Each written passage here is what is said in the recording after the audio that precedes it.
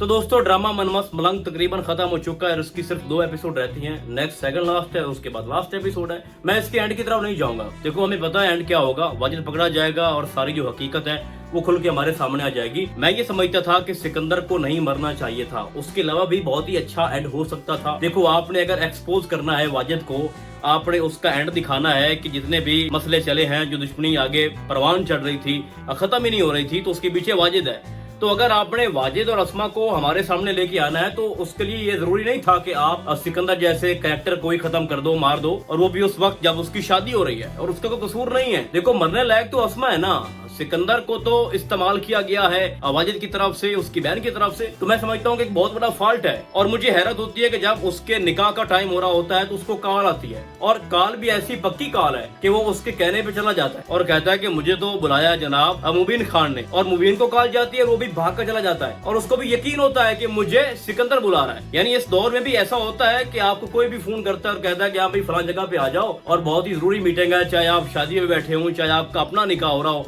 और आप अपना निकाह छोड़कर भागकर चले जाओ और मौत के मुंह में चले जाओ। तो ऐसा इस दौर में तो नहीं होता। खैर वो जब वहाँ पर दोनों पहुंचते हैं तो होता क्या है कि दोनों ने एक दूसरे के ऊपर पिस्ता तानी होती है और वहाँ पर वाजिद जो है वो शिकार करता है। अच्छा उसका एक दोस्त है वहाँ पर, वो वीडियो बना रहा था। तो अगर आपने कुछ गौर किया है तो मेरी बात को समझें कि जब वो वीडियो बना रहा था तो उसकी डिस्प्ले में साथ वाजिद भी दिखाई दे रहा था। यानी अगर आपने कोई सबूत बनाना है और अगर आपने अपने दोस्त को आप साथ लेके आए हो, उसको बोल भी रहे हो कि वीडियो बनाओ भाई, और उससे पूछकर उसको वो निशाना तान रहा था, तो मोबाइल के अंदर उस कैमरे के अंदर आप वाजिद को क्यों दिखा रहे हो? तो अगर आप साथ वाजिद को दिखा रहे हो तो इसका मतलब है कि या तो भोला जो है, जो उसका दोस्त है, वो भी यही चाहता था कि मैं वाजिद को फंसाऊं, और या फिर वाजिद इतना बेवकूफ है कि उसने कहा कि मुझे भी साथ ले लो कैमरे के अंदर। या फिर मैं ये कहूँ कि हमारे डायरेक्टर साहब की एक बहुत बड़ी गलती है यहाँ पर। यानी इस दौर में कोई ऐसे कैसे कर सकता है कि आपने सबूत बनाना है और आप सारा काम खुद कर रहे हो और फिर खुद वीडियो बनवा रहे हो और खुद वीडियो में आ रहे हो जनाब, खुद को शो कर रहे हो कि मैं भी खड़ा हूँ भाई, मैं सब कुछ कर रहा हूँ।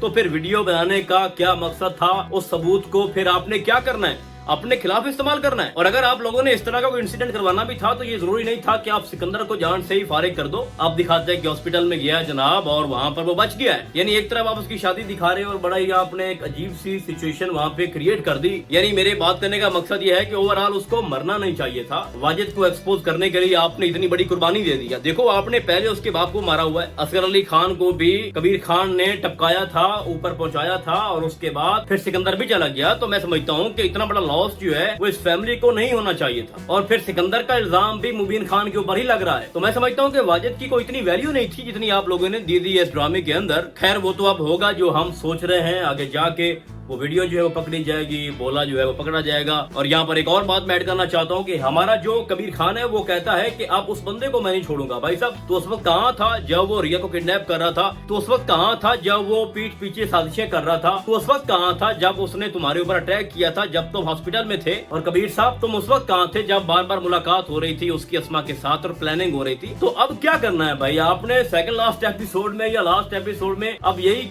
क्या कुछ पहले कर लेते ना भाई? पहले तुम सोए हुए थे, इतना बड़ा लॉस हो गया। सिकंदर खान जिसकी शादी हो रही थी, तो ये कोई छोटी बात नहीं है। उसकी रिया जो बहन है, जो तुम्हारी बीवी है, वो सारी जिंदगी इस शौक में रहेगी। आपने तो उसकी जिंदगी को अजाब बना दिया। इकलौता भाई है जवान, उसकी शादी हो रही थी, तो किसी बहन के लिए भाई ये इतनी बड़ी न्यूज है कि वो कभी भी अपनी लाइफ को एंजॉय नहीं कर पाएगी, खुश नहीं रह पाएगी। तो आपने पहले उनके दुश्मन को क्यों नहीं खत्म किया? और अगर आप 25-30 एपिसोड पीछे जाए ना, 40 एपिसोड पीछे जाए, तो हमारा यही कबीर खान ये कह रहा होता है कि हमने उस दुश्मन को ढूंढना है जो हमें तबाह करना चाहता है। तो यहाँ पर मैं समझता हूँ कि कबीर आपने कुछ नहीं किया सिवाय रिया के पीछे भागने की। आपने सिर्फ अपना सोचा है, उनका नहीं सोचा। वो तो थे ही बेवकूफ ना, तो आप ही कुछ कर लेते। नहीं भाई। बाकी यहाँ पर अगर मैं रिया की बात करूँ तो मुझे लगता है कि रिया को मोहब्बत नहीं है कबीर से।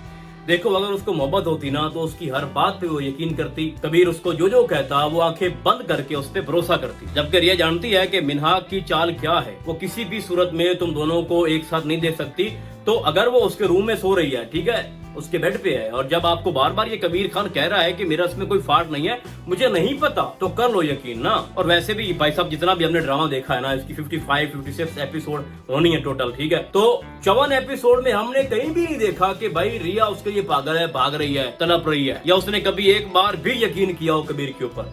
शादी की पहली रात ही भाग गई थी। तो मैं समझता हूँ कि वन साइडेड ही कोशिश की गई है कबीर की तरफ से। रिया ने कुछ नहीं किया और उसने हमेशा अपनी बहन और अपने भाई की बात मानी है। तो फिलहाल तो आप वो वो ये भी समझ रही है कि मेरे भाई को मारने वाला भी यही है कबीर खान। तो देखो वाजिद जब सामने आएगा तो सारी हकीकत खुल के सामने आएगी, तो फिर वही होगा जो हम सोच रहे हैं। अब बाकी रही वफा की बात, तो वफा की जो रिपोर्ट्स है वो तो कभी ना कभी एक दिन सामने आनी थी, तो उसको घर से निकाल दिया जाएगा या नहीं निकाला जाएगा ये तो बात का मसला है। तो आपको एंड में जो कि लास्ट एपिसोड होगी उसमें दिखाया जाएगा कि मुबीन खान जो है वो छूट जाएगा, क्योंकि भोला पकड़ा जाएगा। उसके बाद जो वीडियो है वो सामने आएगी और उसमें साफ दिखाई दे रहा है कि वाजिद ने ही वो सारा प्लान किया था और वो उसको मार रहा है। तो बेगुनाह साबित हो जाएगा मुबीन खान और रिया के सामने भी सबूत आ जाएंगे और कोर्ट में जो डिसाइड होगा वो यही होगा कि मुबीन खान का कोई कसूर नहीं है। वाजिद जो है उसने सब कुछ किया था और उसका जो दोस्त है वो उसके खिलाफ गवाही देगा। तो मतलब ये है कि ये साबित हो जाएगा कि भाई जो कबीर खान की फैमिली है उसका कोई कसूर नहीं है, ना मुबीन खान का, ना माही का, ना कबीर खान का। जो भी फॉल्ट है वो सिकंदर की तरफ से था, उसके दोस्त की तरफ से था, उसकी बहन की तरफ से था। तो ये सारी चीजें ना आपको एंड में दिखाई जाएंगी और रिया वापस आ जाएगी। बाकी रही मीना की बात, तो मीना की शादी करवा दी जाएगी और घर से उसको निकाल दिया जाएगा। जाहिर सी बात है जब शादी हो जाएगी